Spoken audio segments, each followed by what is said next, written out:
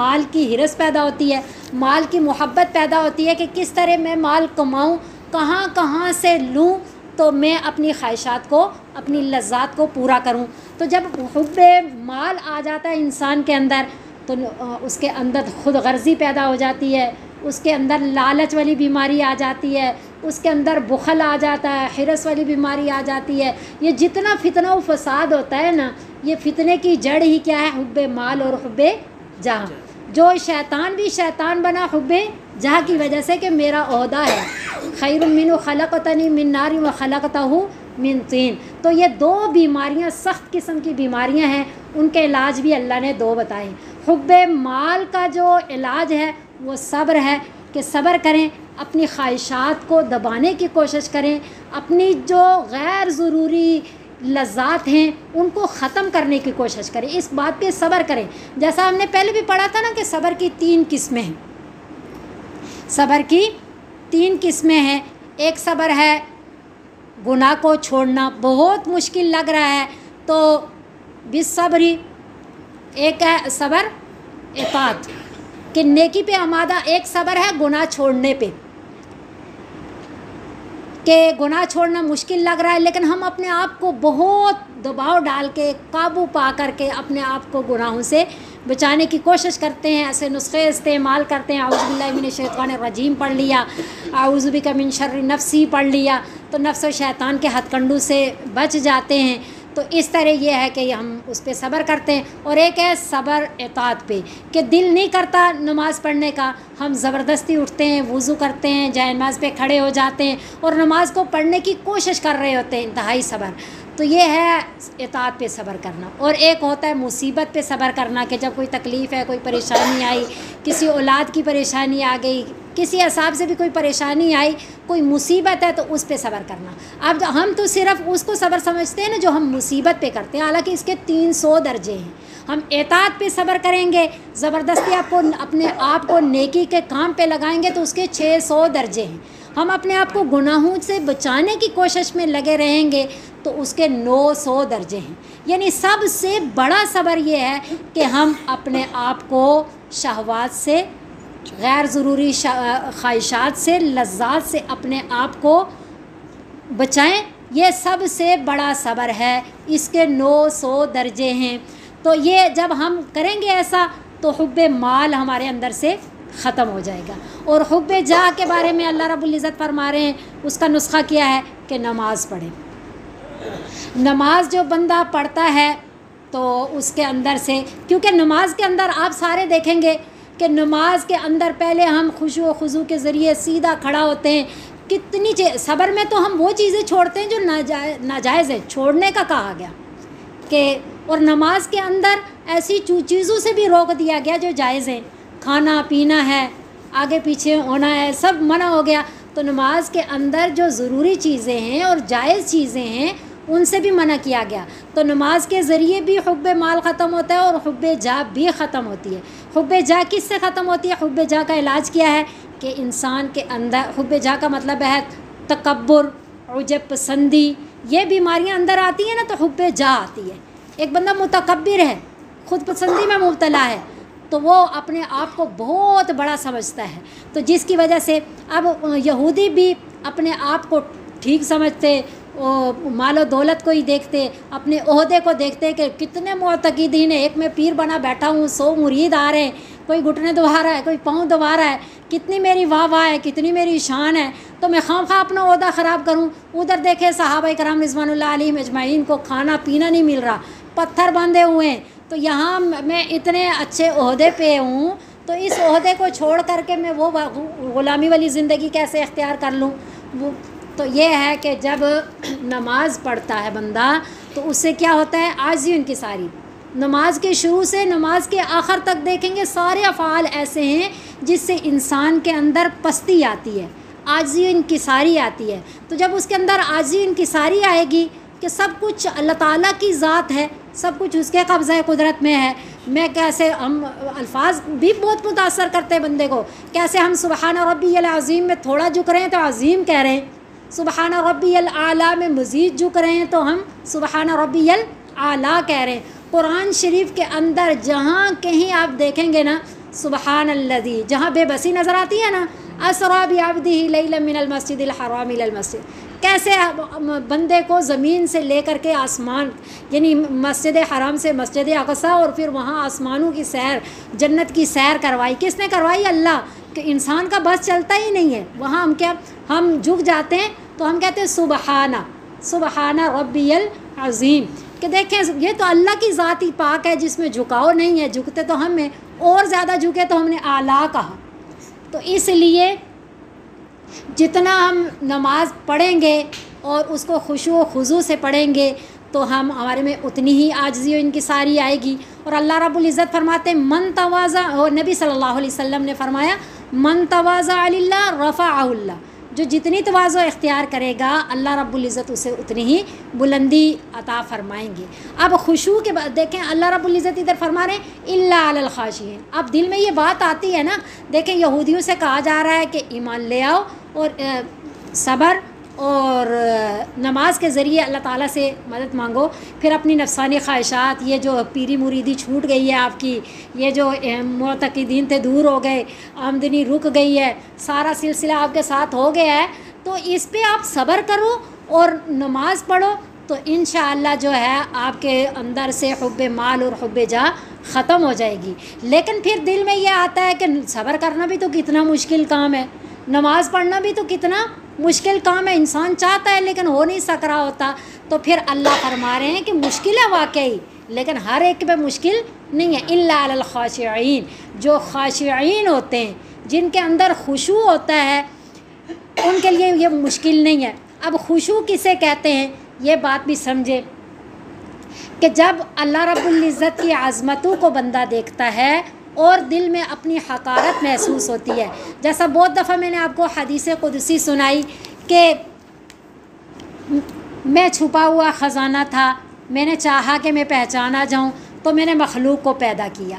तो हमारी पैदाइश का मकसद जो है वो अल्लाह ताला की पहचान है। अल्लाह ताला की क्या पहचान है? अल्लाह अज़ीम है और हम हक़ीर हैं। अल्लाह बड़ी ज़ात है आज़मतों वाली और हम हक़ीर व ज़लील हैं।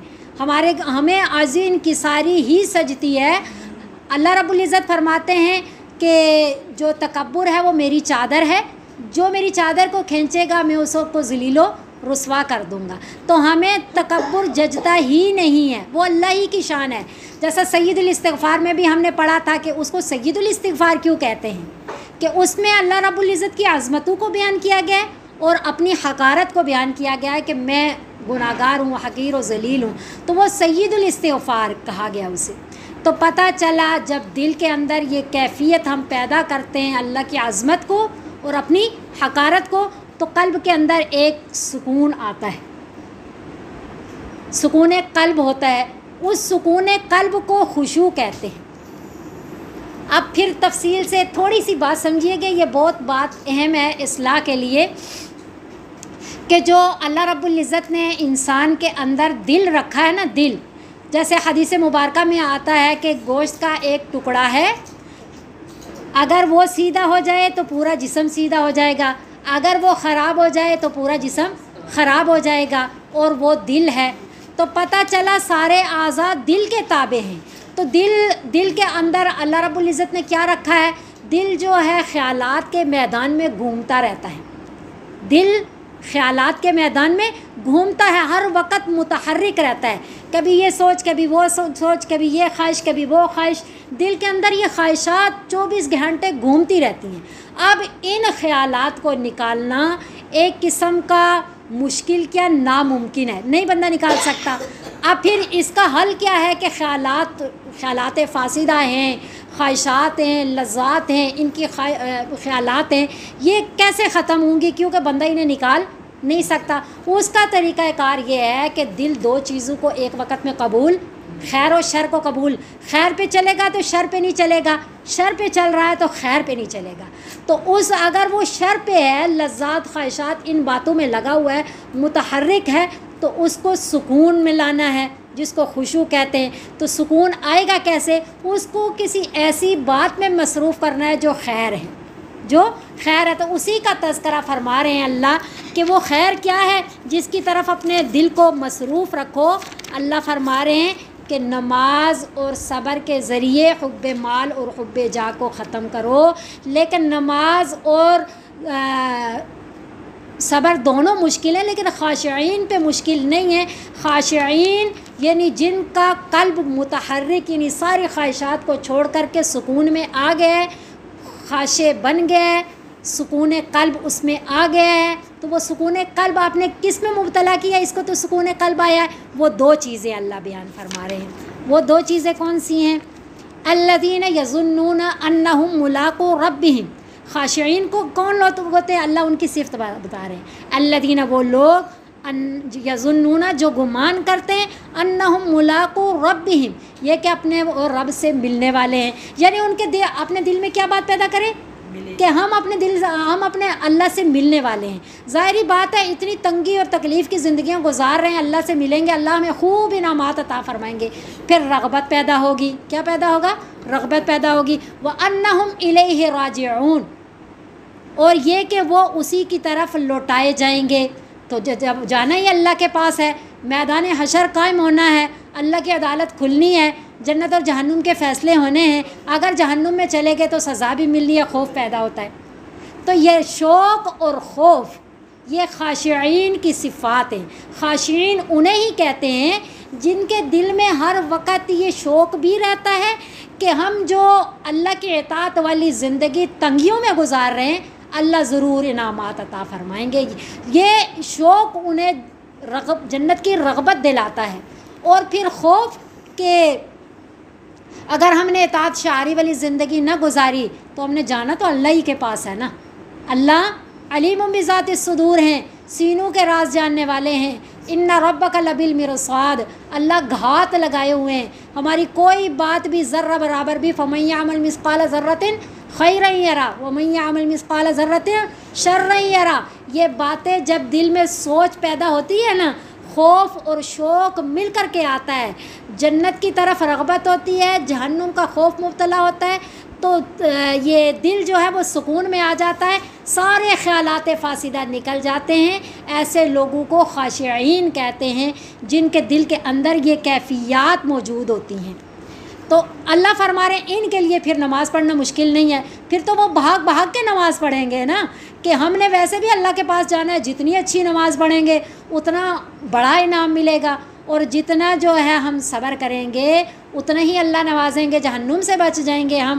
تو ایسے لوگ جو ہے پھر نماز اور صبر آرام سے کر لیتے ہیں، اور جب نماز اور صبر کر لیتے ہیں تو پھر یہ ہوتا ہے کہ ان کے اندر سے حب مال اور حب جاہ ختم ہو جاتی ہے، تو اطاعت شعاری والی زندگی گزارنا ان کے لیے آسان ہو جاتا ہے۔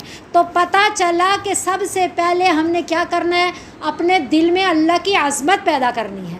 اب دیکھیں، کسی کا تذکرہ کریں نا، میں آپ سے کہوں کہ وہ بہت بڑا ادارہ ہے، اور اس ادارے کی جو باجی جان ہے وہ بہت اچھا پڑھاتی ہیں، ہر ایک کے دل میں شوق پیدا ہوگا، حالانکہ دیکھا کبھی بھی نہیں ہے، لیکن ان کی چند صفات سن کر کے ہمارے دل میں ہوگا کہ ہم کب ان کو دیکھیں، ہم ان سے کب ملیں۔ اسی طرح ہم اللہ کی جتنی بھی صفات بیان کریں گے نا، بار بار تذکرہ کریں گے۔ من احب شیئا اکثر ذکرہ، جو جس سے جتنی محبت کرتا ہے اس کا اتنا ہی تذکرہ کرتا ہے۔ تو ہمیں جتنی اللہ سے محبت ہوگی ہم اتنا ہی اللہ کو یاد کریں گے۔ اللہ کی اتنی صفاتی نام ہم روزانہ یہ اسماء الحسنہ پڑھیں کہ ہمیں اللہ تعالیٰ کے صفاتی نام کہ کتنے رحیم و کریم ہیں اللہ، کتنے تواب ہیں اللہ، کتنے انعامات اللہ نے کہ ہم سوچ بھی نہیں سکتے۔ ہم تو گناہوں والی زندگی گزار رہے ہیں، لیکن اللہ کے انعامات کیسے ہیں۔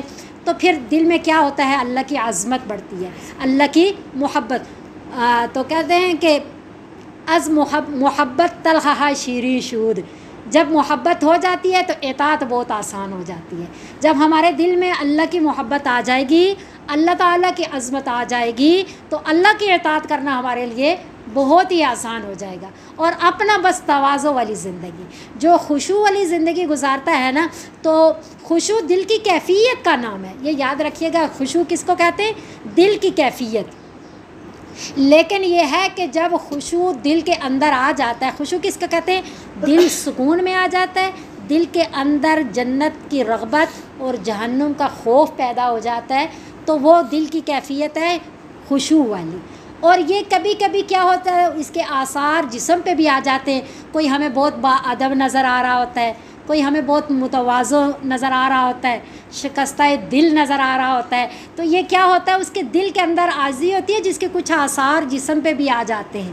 تو وہ باعث پکڑ نہیں ہے, لیکن اگر دل کیفیات سے خالی ہے, اس کے اندر خشوع نہیں ہے, لیکن جسم کے اوپر آثار خشوع والے رکھے ہوئے ہیں, تو حضرت عمر فاروق رضی اللہ تعالیٰ عنہ نے ایک کو کوڑا مار کے کہا تھا کہ سر اوپر کرو, یہ خشوع جو ہے یہ دل کی کیفیت کا نام ہے, دل میں رکھو, یعنی اللہ تعالیٰ کے آگے عاجزی و انکساری کرو.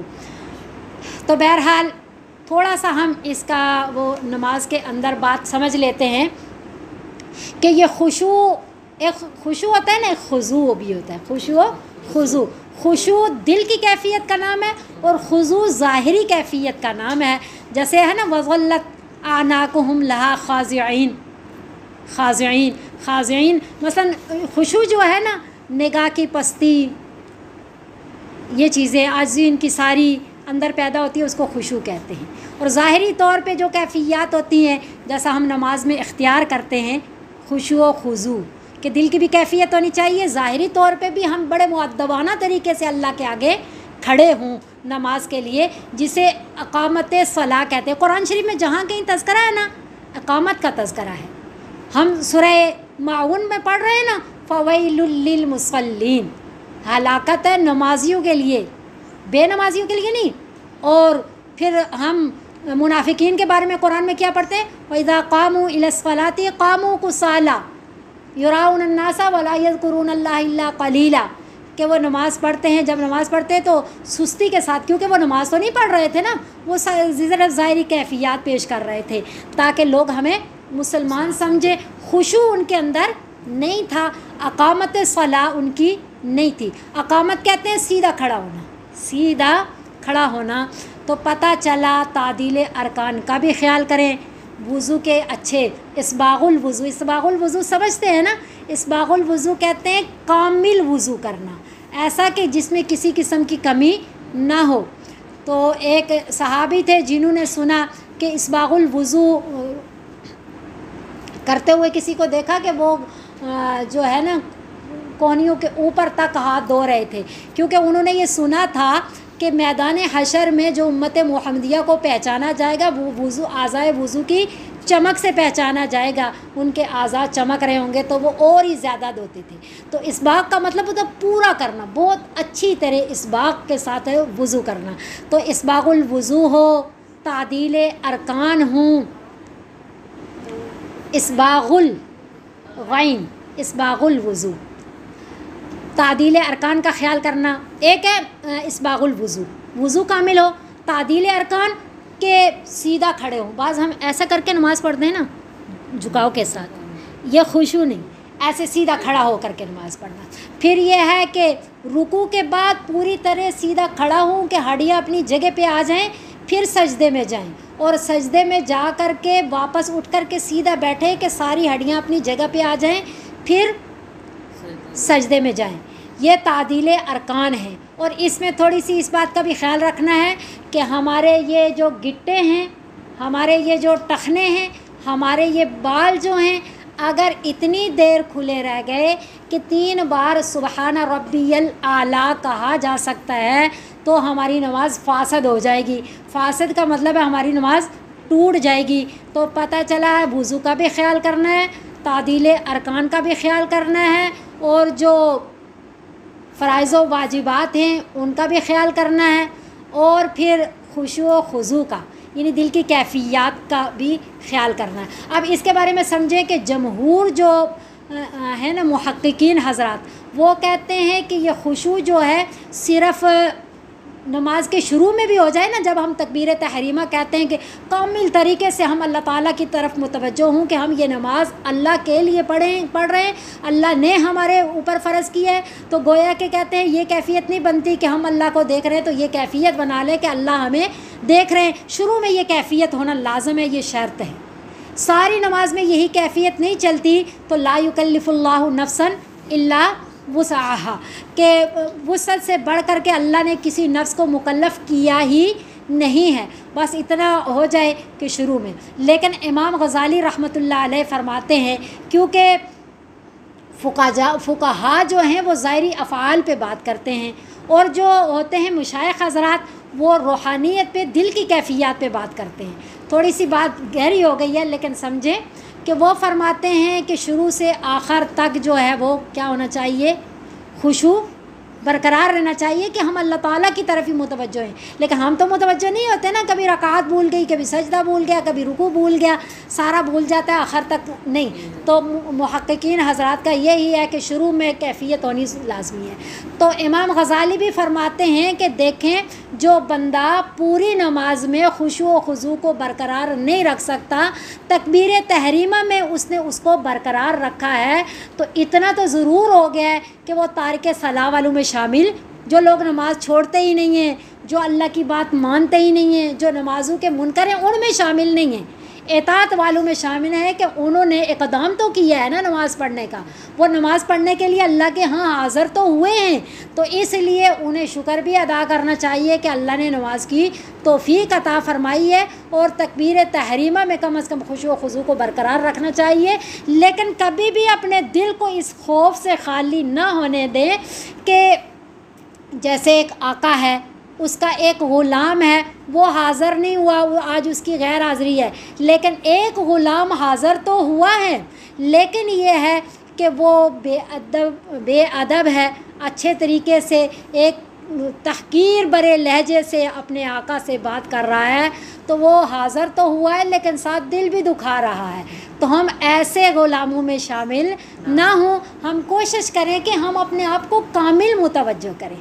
یعنی یہ تو صرف ایک کیفیت بتا رہے ہیں نا کہ یہ خوف ہونا چاہیے، کیونکہ ہم بہت بڑے رب کے آگے کھڑے ہوتے ہیں جب ہم نماز پڑھتے ہیں. ہم کتنا اچھے طریقے سے کسی اپنے بڑے کے آگے بیٹھے ہوں تو ہم متوجہ اپنے آپ کو رکھتے ہیں کہ ہم غیر متوجہ نہ ہوں، اگلے کا دل دکھے گا یا اگلا مجھے اچھا نہیں جانے گا. تو جب ہم اپنے رب کے آگے کھڑے ہیں تو ہماری یہ کیفیت ہونی چاہیے کہ جو شہنشاہوں کا بھی شہنشاہ ہے، پوری دنیا کے بادشاہوں کا بھی بادشاہ ہے، جو ہمارا خالق ہے، جو ہمارا مالک ہے، جو ہمارا رازق ہے، ہماری خوشیاں ہمارے غم سب اس کے قبضہ قدرت میں ہیں، ہماری دنیا ہماری آخرت اس کے قبضہ قدرت میں ہے، ہماری زندگی کے سارے فیصلے ہمارے اللہ تعالیٰ کے قبضہ قدرت میں ہیں. اس نے میرے فیصلے کرنے ہیں، میں اس کے آگے ایسے حاضر ہوں کہ میرا فیصلہ جو ہے میں اپنے رب کو راضی کر سکوں، تاکہ اپنی رضا والا فیصلہ وہ میرے حق میں کہ کیا یا ایتھا النفس المطمئنہ فادخلی فی کیسے ارجعی الی ربک راضیۃ مرضیہ فادخلی فی عبادی وادخلی جنتی. اللہ کرے یہ اعلان ہمارے لیے بھی ہو رہے ہوں، اور اس کلاس کی برکت سے اللہ رب العزت ہمیں قبول فرما لے، ہمیں یہ جو نسخہ بتایا گیا ہے اس نسخے کے مطابق اپنی زندگیاں گزارنے والا اللہ بنا دے.